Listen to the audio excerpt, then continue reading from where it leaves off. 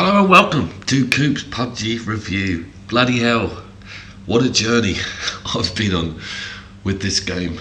I mean, I deliberately avoided this on PC. I deliberately don't play Fortnite. There's a lot of reasons for me not playing Fortnite, but I deliberately didn't play the Battle Royale mode much on Call of Duty because I wanted to give PUBG a sort of fair approach. I wanted it to be my first Battle Royale game because on console, because I do like the genre from a distance, and it's something that I have an interest in, and I wanted to do it properly. You know, I wanted to wait, get everything right, wait for this release, sit down and give it the time it deserved.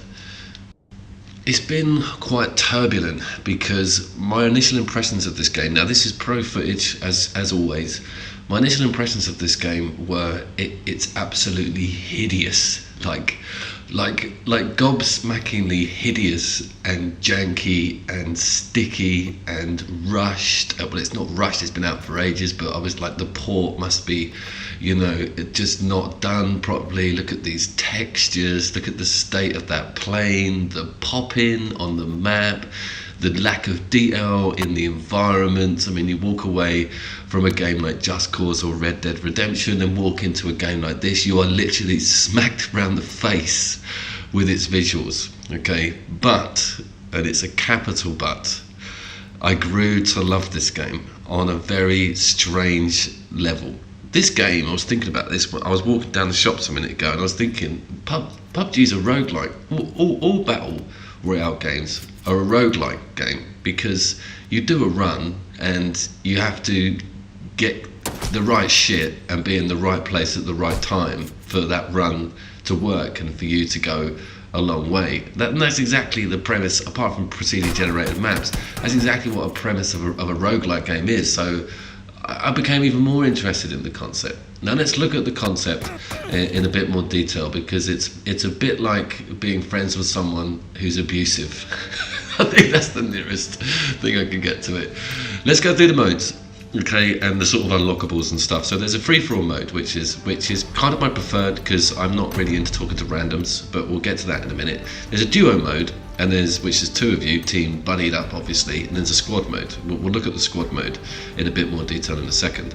And I want to talk about its cosmetic unlocks because that's really the only progression in the game. So this is not an RPG. You don't get better stats or unlock better weapons. Every weapon is standard drop in the game. That everyone gets what they're given from the game map, but you can a la Counter-Strike or anything else like that, give the weapon that you get a skin, and you can also cosmetically change your clothes. I managed to amount 1,000 points.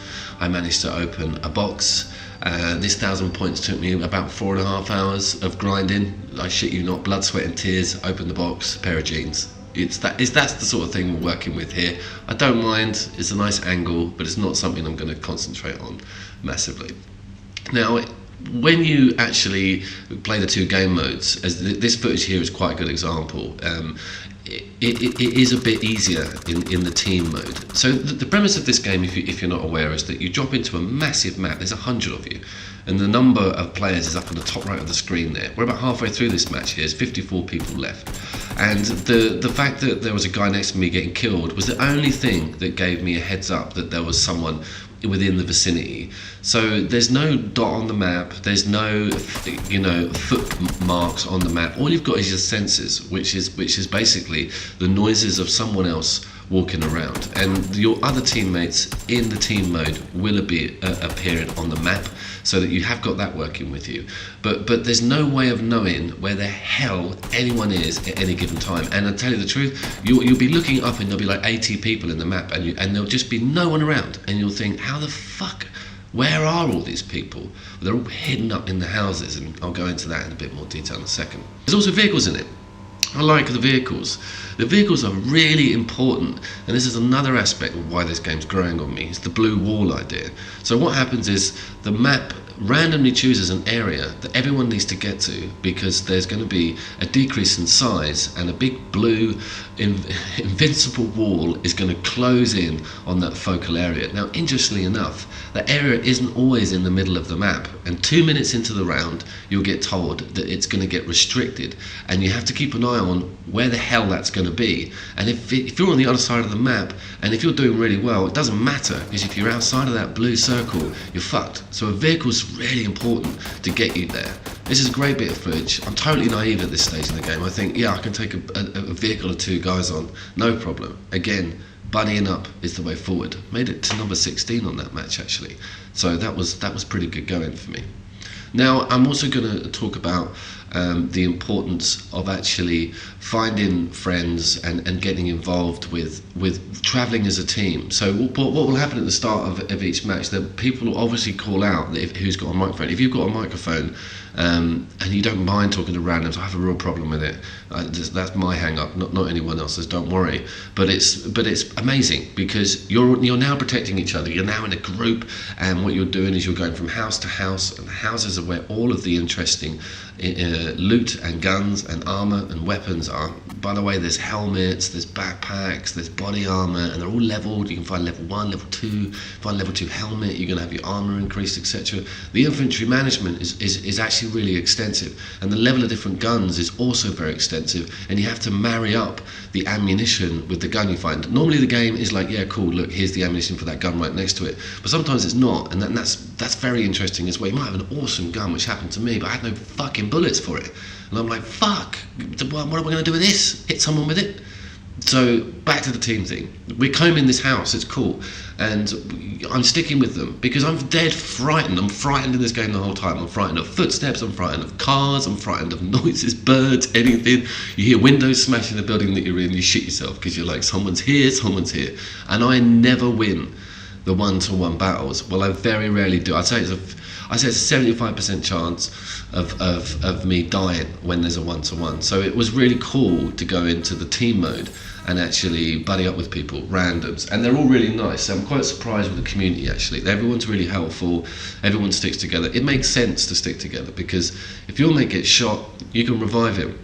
There's no revive in the single player, obviously, so you get a bit more longevity with the game there. You get to actually enjoy things a bit more, but it's important that the people you're with are good. And another thing is, if you have a bunch of mates, if there's like 4 of you or a bunch of you and you've not got this yet, and you're thinking we need a good team co-op shooter, would just be awesome. All in a private chat, you would dominate, because you could have people scouting out, you could have people with heavy weapons waiting up.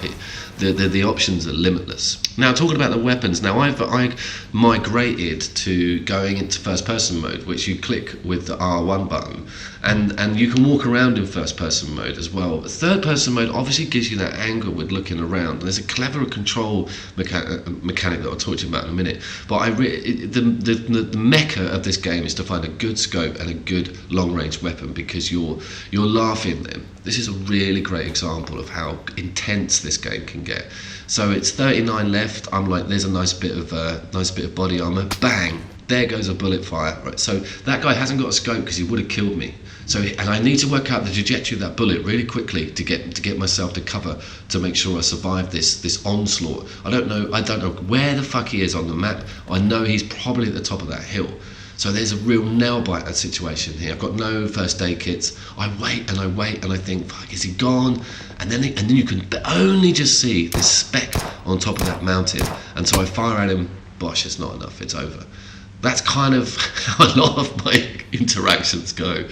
This is another cool thing about the scopes, and another cool thing about the psychology of engagement with this game.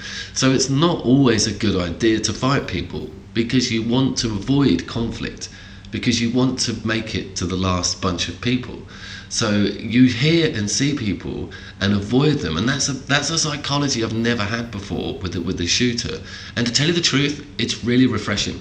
This is a cool example of the map will have this red zone in it, and it's a fucking carpet bomb zone, where it will just drop the AI. It will just drop bombs on a particular area, which creates even more urgency because people will be in that area and they'll be scurrying out because it's just been getting hellfired from above. And I love the sound, the outside noise of the sounds in this game are really cool. So I sort of camped up at a bridge here. This bit of footage had quite a lot of good examples in it. I'm at a bridge because the circle's closing and everyone's going to have to get across this gap. And I obviously, you saw a second ago that some random is driving around in a Jeep, and I can still hear him. He's still around, but he hasn't crossed the bridge yet. And you can see the gap of the water there is pretty big. Now I'm not too sure what the deal is with being in water, to be honest with you. I didn't attempt it myself because I was too concerned that it would probably be insta-kill. But I know he's got to get across here because the circle's coming for him. And sure enough, here he comes. And so I'm using this tree to keep it between me and him because I'm frightened of him. I don't want to engage. He could be thinking exactly the same thing. He could be like, look at that numpty standing next to that tree. Thank God I haven't got to get involved with him. It's weird how it works like that. This is another good example of how unfair the game feels. So I know this guy's up there. I can hear him. Have a listen.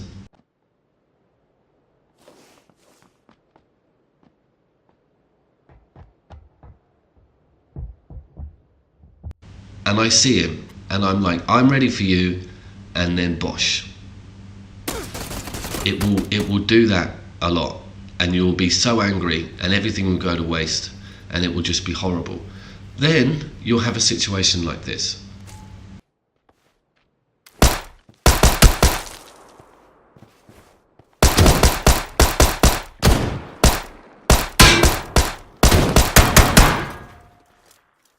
So for once the tables had turned for me and I hadn't taken a single hit. I knew this guy only had a pistol. I can tell he's kind of on the run here and I'm thinking I need to close the gap. I need to keep the pressure on him. I switch my weapon to an automatic. I'm going to go and flush him out. The adrenaline is flowing right now. I mean, this is my moment. I realise he's gone from the other side. Again, he just escapes my grasp. He's not being aggressive. He's obviously very low on health. This man is running for his life. This is normally me, but I'm on the other side of the table now. I get that cool shot in from the distance and it just felt great. And it was so, for all the bad moments, this game will swing round and give you a moment like that. I want to cover this very quickly. This is the infantry management stuff. There's a dead guy here. I go through his gear and I get to put another pair of trousers on. It doesn't change my armor levels by any stretch, but you can see that there was a bulletproof vest in there. There's all kinds of stuff that can swap in and swap out, and it does it quite well on hotkeys, and you can do this very quickly, put attachments on and off. You don't want to be hanging around doing this sort of stuff because, as you've seen from this video, someone who's standing still and not paying attention is a dead somebody. So yeah, very, very interesting aspect of the game. So it was cool, and this is the same game. You can see that I'm well within the circle. I'm actually kind of feeling quite confident here. I've got a level 2 helmet on, which is what that is. I've now stolen some guy's clothes. I've got my backpack on. I've got 2 automatic rifles. The one on my back is like a Tommy gun, and the one that I'm using has got a red dot sight on it as well. Funnily enough, to aim, i.e. to go to first person aim, it's a double tap on L2. Which feels weird, but you get your head around it. Anyway, here he is, poor guy. Again, no idea. He's got no idea where I am. He's jumping around. I'm just chuckling to myself. The sadist in me is totally enjoying this. So closing comments. PUBG is very good. Okay, if you're totally new to this series, i.e. Battle Royale, tread carefully because it will frustrate you. It isn't easy at all. You need to be prepared about how to play this game. Watch some YouTube videos, watch some Let's Players. There's millions of them that play this game all the time. But go in prepared, go in to expect to be brutalized in the front end. But the game will drop these nuggets, these breadcrumbs, that will lead you to an absolutely amazing experience. So I totally recommend it. Ignore those graphics. It's only 20 quid, $20. And it's a triumph to have this game on the system, and it's doing very well, and I will be playing loads more of it. So as always guys, love you, take care, see you down there, got you coming up.